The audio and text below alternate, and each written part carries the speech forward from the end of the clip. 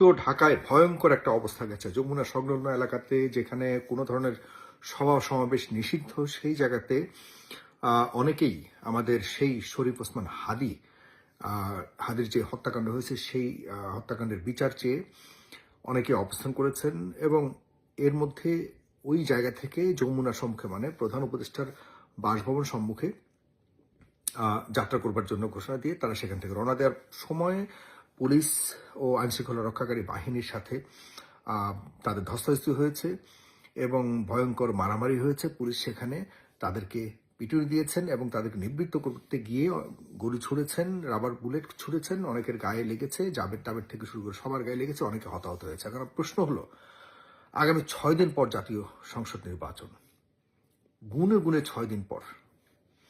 এই অবস্থাতে হাদির বিচার চেয়ে এমন সময়ে কে তাদেরকে ওখানে বসতে বলেছে? কে তাদেরকে ওখানে বসে আবার যমুনা অভিমুখে, দেখেন যমুনা অভিমুখে এই যাত্রাগুলো কিন্তু দেখা যাচ্ছে যে আমরা পরিকল্পনার অংশ হিসেবে, মানে পালিয়ে যাওয়ার শক্তি সবসময় চেয়েছে যমুনা অভিমুখে কেউ এখানে একটা ভূমিকা রাখুক, আর এতে করে একটা গন্ডগোল বাঁধুক, এরপর দেশের শৃঙ্খলার একটা অবনতি ঘটুক, অন্য কেউ এখানে সুযোগ নেওয়ার চেষ্টা করবে। এই তো গত কয়েক মাস ধরে অনেকেই অনেক শক্তি বিভিন্ন বিষয়ের উপর ভর করে ঢাকাতে আন্দোলনের নাম করে অবস্থার ব্যাগতিক একটা অবস্থা তৈরি করবার চেষ্টা করেছে, এবং এগুলি আমরা জনগণ এবং আইন শৃঙ্খলা রক্ষাকারী বাহিনী ভালোভাবে মোকাবেলা করে এখন পর্যন্ত ঠিক রেখেছে। এই তো বাস্তবতা। অনেকভাবে চেষ্টা করেছে, অনেক আন্দোলনের নামের মাধ্যমে এমন একটা পরিস্থিতি করার চেষ্টা করেছে, সেগুলিকে আমরা এই নিয়ে আলোচনাও করেছি এবং সরকার সেগুলিকে ভালোভাবেই মোকাবেলা করেছে। এখন শরীফ ওসমান হাদি, এই বিষয়টা তো খুবই স্পর্শকাতর, আমাদের সবার ভালোবাসার মানুষ হাদির হত্যাকাণ্ডের বিচার চাওয়ার জন্য আমি ব্যক্তিগতভাবে অনেকগুলি ভিডিও করেছি। আমরা দেখলাম যে হাদির ভাই, বড় ভাই, তিনি টাকা পয়সা নিয়ে একটা চাকুরি নিয়ে তিনি তার জায়গায় তার চাহিদা মিটে গেছে।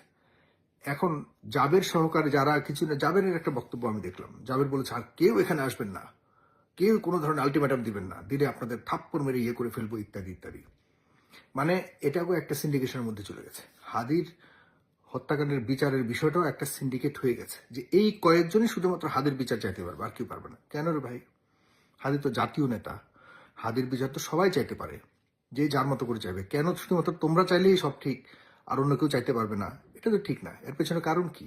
আর এই মুহূর্তে তোমরা হাদির বা আপনারা হাদির বিচার চাওয়ার জন্য যখন 6 দিন পর জাতীয় সংসদ নির্বাচন, সারা দেশের মানুষ এদিকে নজর, সবগুলি দল এদিকে নজর, সবাই মোটামুটি প্রস্তুত, জামাত ইসলাম থেকে শুরু করে বিএনপি, সবগুলো দল প্রস্তুত। কারণ এই সব দলগুলো কিন্তু আপনার মনে রাখতে হবে হাদিকে সবাই বিলং করে, এবং হাদি সবগুলো দলকে বিলং করত। একমাত্র ছেলে যে যাকে সবগুলি দলের সকল স্তরের নেতাকর্মীরা কিন্তু তাকে পছন্দ করত। আপনাদেরকে আমরা চিন্তাও না। হাদি ছাড়া ওই যে মঞ্চ টঞ্চ বলেন, এগুলি বলেন, এগুলি কোনো কিছু গুরুত্ব ছিল না আমাদের কাছে। আমাদের কাছে হাদি গুরুত্ব ছিল, ব্যক্তিগতভাবে আমি যদি বলি। এরপরে হাদির কারণে হাদির নিয়ে দিয়ে আপনারা মঞ্চের নাম দিয়ে এখন যা করতেছেন, আপনারা তো কারোর সাথে কই হাদির বিচার চান একটা ভালো জায়গা থেকে, বা ভালো কোনো মানুষকে এনে কোনো একটা ভালো অনুষ্ঠান করে এক সরকারকে মানে রাইট ওয়েতে চাপ দিয়ে এটার ব্যাপারে একটা সুরাহা নেওয়ার জন্য যে একটা অর্গানাইজড ওয়েতে প্রচেষ্টা বা চেষ্টা, সেটা কিন্তু করেন না। ধরেই আপনারা রাস্তায় চলে যাচ্ছেন, ধরেই রাস্তা বন্ধ করে দিচ্ছেন। হাদি কখনো এগুলো করেনি। হাদির প্রতি জামাত ইসলাম থেকে শুরু করে বিএনপি থেকে শুরু করে শিবির, ছাত্রদল, সবার হাদির প্রতি মায়া ছিল, দরদ ছিল, এবং হাদি ওদের সবার সাথে ভালোবেসে একটা সম্পর্ক মেনটেন করে চলতেন। হাদি কিন্তু কখনোই, হাদি যদি জানতেন যে আমার মৃত্যুর পর আমার মৃত্যুর প্রতিবাদ করতে গিয়ে জনগণকে কষ্ট দিয়ে রাত বিরাতে থেকে শুরু করে দিনের বেলায় বসে থাকবে একটা গ্রুপ বিক্রি করে দিবে আমাকে, আর একটা গ্রুপ আমার বিষয়ে মানুষকে কষ্ট দিয়ে রাস্তার মধ্যে। এখন অন্যদিকে প্রশ্ন হলো যে এগুলো না করলে হাদির বিচার কিভাবে হবে? হাদির বিচার কিভাবে হবে সেটিকে নিয়ে বা সেই ব্যাপারে বিভিন্ন পক্ষ থেকে যারা মেধাবী, যারা আমাদের দেশে বিবেকবান মানুষ, তাদেরকে নিয়ে আপনারা বসুন, ডাকুন। এগুলো না করে আপনারা ক্যাশ আদায় করবার জন্য কি চাচ্ছেন? এরপর সবচেয়ে বড় ভয়ঙ্কর যে আশঙ্কা সেটি হলো, আপনারা কি আসলেই অন্য কোনো শক্তির আহ, কোনো না কোনো একটা সুযোগ দেওয়ার জন্য এগুলি করছেন? অন্য কোনো শক্তির ফাঁদে আপনারা পড়ছেন? বাংলাদেশের টাকা দিয়ে সব সম্ভব। আমি মনে করি না যে এই মুহূর্তে আমাদের হাদির গত কয়দিন কি করলেন, গত তো প্রায় মাসখানেক ধরে আপনারা চুপচাপ ছিলেন, কোথাও তো শুনিনি। এখন হুট করে আবার কেন 6 দিন আগে একবারে হাদির বিচার চাইতে গিয়ে প্রধান উপদেষ্টার বাসভবন ঘেরাও করতে হবে, আজকে রাতেই আদায় করতে হবে? কি আদায় করতে যাচ্ছেন আপনারা? এতে কিন্তু সন্দেহ ঘনীভূত হচ্ছে, এমন একটা পর্যায়ে চলে যাচ্ছে আপনারা হয়তো নির্বাচনকে বানচাল করবার জন্য কোনো না কোনো একটা শক্তির হাতের পুতুল হয়ে কাজ করছেন কিনা এখন মানুষের মনে প্রশ্ন জাগছে। এবং এখানে আপনারা হাদির, আমাদের সবার প্রিয় হাদির মৃত্যুর আবেগকে কাজে লাগানোর চেষ্টা করছেন। কোনোভাবেই কিন্তু আপনারা মনে করবেন না যারা এখানে আছেন হাদির হত্যাকাণ্ডের বিচার চাইতে, এরা সবাই হাদির শুভাকাঙ্ক্ষী, আর আমরা আপনাদেরকে মনে করবো আপনারা হাদির শুভাকাঙ্ক্ষী, তাই আপনাদেরকে কিছু মনে করবো, এটা কিন্তু বলা বা এটা ভাবা বড় ধরনের ভুল হবে।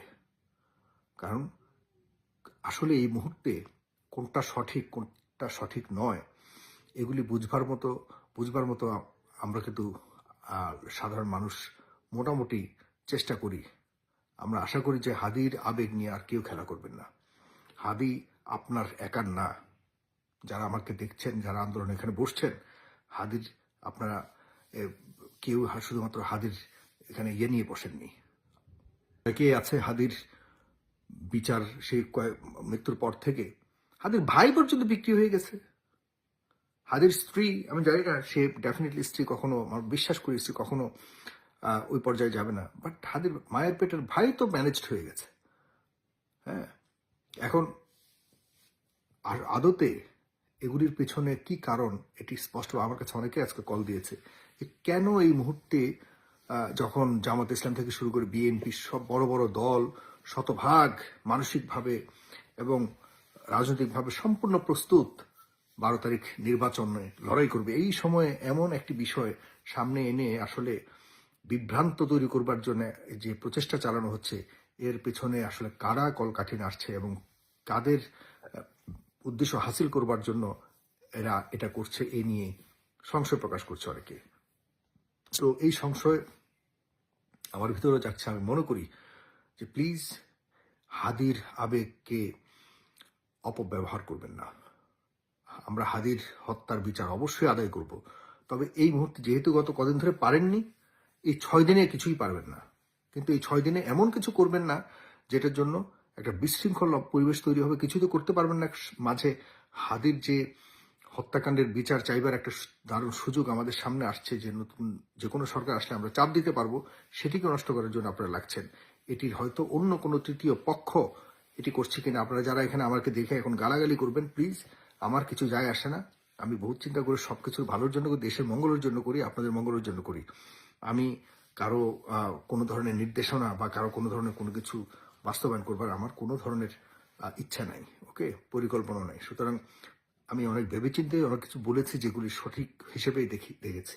আমার জায়গা থেকে আমি জাস্ট জানিয়ে রাখলাম এই মুহূর্তে এমন কোনো কিছু করবেন না যেটাতে আমাদের নির্বাচন বানচাল হতে পারে, তাহলে সবাই কিন্তু বিপদে পড়বো। এবং অনেক বড় বড় শক্তি করবার চেষ্টা করছে, সেই শক্তিদের অর্থ এবং তাদের কুপরিকল্পনার শিকার হবেন না, তাতে করে দেশ এবং আমরা সবাই বড় ধরনের সাফারার হতে হবে, মাথায় রাখবেন।